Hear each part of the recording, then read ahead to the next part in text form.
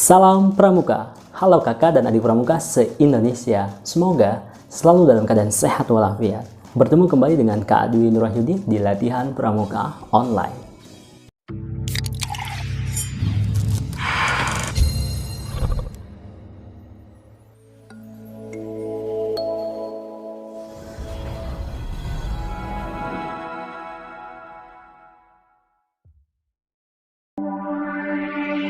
Nyala, nyala api kita, seru rasa dharma, bangkit Indonesia, tegakkan jiwamu, getarkan dunia, semangat Pancasila.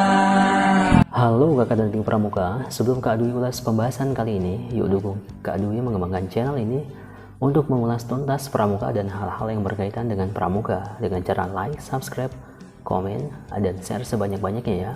Terima kasih. Kiasan dasar Pramuka Siaga. Kiasan dasar adalah ungkapan yang digunakan secara simbolik dalam penyelenggaraan pendidikan kepramukaan dan merupakan salah satu metode untuk mengembangkan imajinasi siaga, mendorong kreativitas dan keikutsertaannya dalam setiap kegiatan. Kiasan dasar yang digunakan dalam kelompok pramuka siaga antara lain: 1. Pramuka usia 7-10 tahun disebut siaga. Nama siaga diambil dari kiasan dasar yang bersumber pada romantika perjuangan bangsa Indonesia dalam meraih kemerdekaan dari penjajah Belanda, yaitu masa mensiagakan rakyat atau masa menyiagakan masyarakat ketika menghadapi pemerintah kolonial Belanda dalam merintis kemerdekaan Republik Indonesia. Ditandai dengan masa kebangkitan nasional yang merupakan awal dimulainya perjuangan baru, yaitu tanggal 20 Mei 1908. Sebutan tingkatan golongan pramuka siaga terdiri atas 1. Siaga mula, mengkiaskan tingkatan kecakapan mula-mula atau awal yang dimiliki siaga. Siaga bantu, mengkiaskan tingkatan kecakapan siaga yang dapat membantu pekerjaan-pekerjaan tertentu. Dan yang terakhir, siaga tata, mengkiaskan tingkatan kecakapan siaga sudah ikut serta untuk menata karya kesiagaan. Menata karya artinya menyusun dan mengatur pekerjaan dengan rapi dan bersih. 3. Sebutan barung, yang berarti tempat penjaga ramuan bangunan, mengkiaskan kelompok kecil siaga beranggotakan 6 sampai dengan 8 anak. 4. Sebutan perindukan, yang berarti tempat anak cucu berkumpul, mengkiaskan kelompok siaga yang terdiri dari 3 sampai 4 barung. Kakak dan adik pramuka, nih Kak Dwi akan ulas secara garis besar ya mengenai peristiwa besar yang terjadi pada masa kebangkitan nasional. Kebangkitan nasional Indonesia adalah periode pada paruh pertama abad ke-20 di Nusantara yang kini bernama Indonesia. Ketika rakyat Indonesia mulai menumbuhkan rasa kesadaran nasional sebagai orang Indonesia. Masa ini ditandai dengan 2 peristiwa penting, yaitu berdirinya organisasi Budi Utomo tanggal 20 Mei 1908 dan Ikrar Sumpah Pemuda pada tanggal 28 Oktober 1928. Budi Utomo adalah organisasi pemuda yang didirikan oleh Sutomo dan para mahasiswa School of Leading Fund in Leiden Essen atau Stovia yang berisikan yaitu Gunawan Mangunkusumo dan Suraji pada tanggal 20 Mei 1908. Organisasi ini digagas oleh Wahidin Sudirohusodo. Organisasi ini bersifat sosial, ekonomi, dan budaya yang tidak bersifat politik. Berdirinya Budi Utomo menjadi awal pergerakan yang bertujuan untuk mencapai kemerdekaan Indonesia. Walaupun pada awalnya organisasi ini hanya ditujukan bagi golongan berpendidikan Jawa. Tujuan pendirian organisasi Budi Utomo adalah untuk mencerdaskan kehidupan bangsa. Dalam Kongres pertama Budi Utomo yang diadakan di Yogyakarta pada Oktober 1908, Terbentuklah tujuan utama Budi Utomo, yaitu untuk menjamin kehidupan bangsa yang terhormat. Fokus organisasi Budi Utomo kemudian adalah pengembangan generasi muda di bidang sosial, pendidikan, pengajaran, dan kebudayaan.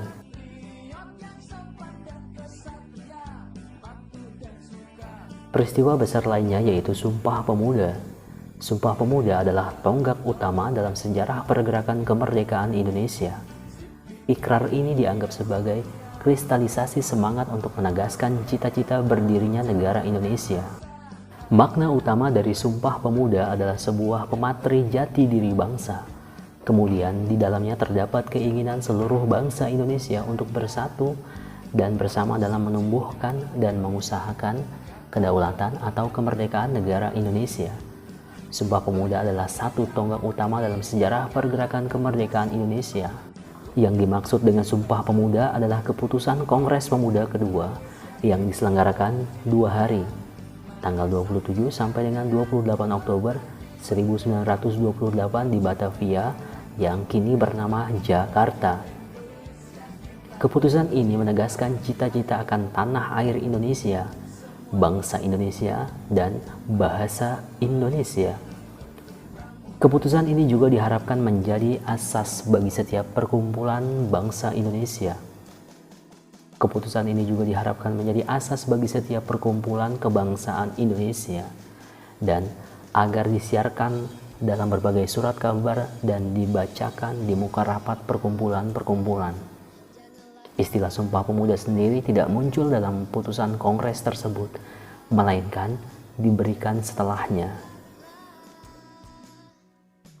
Ketika itu, untuk mengejar keuntungan ekonomi dan menguasai administrasi wilayah, Belanda menerapkan sistem pemerintahan kolonial pada orang-orang yang sebelumnya tidak memiliki kesamaan identitas politik. Pada awal abad ke-20, Belanda menetapkan batas-batas teritorial di Hindia Belanda yang menjadi cikal bakal Indonesia modern. Pada paruh pertama abad ke-20, muncul sejumlah organisasi kepemimpinan yang baru melalui kebijakan politik etis. Belanda membantu menciptakan sekelompok orang Indonesia yang terpelajar. Perubahan yang mendalam pada orang-orang Indonesia ini sering disebut sebagai Kebangkitan Nasional Indonesia. Peristiwa ini bersamaan dengan peningkatan aktivitas politik hingga mencapai puncaknya pada Proklamasi Kemerdekaan Indonesia tanggal 17 Agustus 1945. Kebangkitan nasional juga disebabkan oleh masuknya perkembangan pikiran dari kaum muda. Beberapa faktor pendorong mengenai peristiwa kebangkitan nasional. Secara garis besar, faktor pendorong kebangkitan nasional terbagi menjadi 2, yaitu faktor eksternal dan internal. Faktor internal yakni 1. Penderitaan yang berkepanjangan akibat penjajahan. 2. Kenangan kejayaan masa lalu, seperti pada masa kerajaan Sriwijaya atau Majapahit. 3. Munculnya kaum intelektual yang menjadi pemimpin gerakan. Sedangkan faktor eksternalnya yakni 1. Timbulnya paham-paham baru di Eropa dan Amerika seperti nasionalisme, liberalisme, dan sosialisme. 2. Munculnya gerakan kebangkitan nasional di Asia seperti Turki Muda, Kongres Nasional India, dan Gandhisme. 3. Kemenangan Jepang atas Rusia pada Perang Jepang-Rusia yang menyadarkan negara-negara di Asia untuk melawan negara Barat.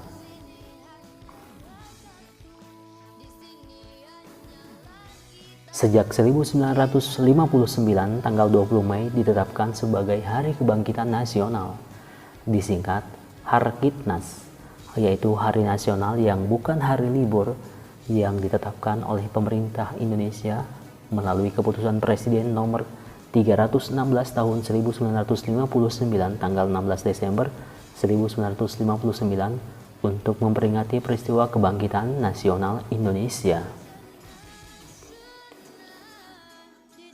Nah, kakak dan adik, itu tadi ulasan mengenai kiasan dasar atau filosofi yang terkandung dalam kata siaga mula, bantu, dan tata.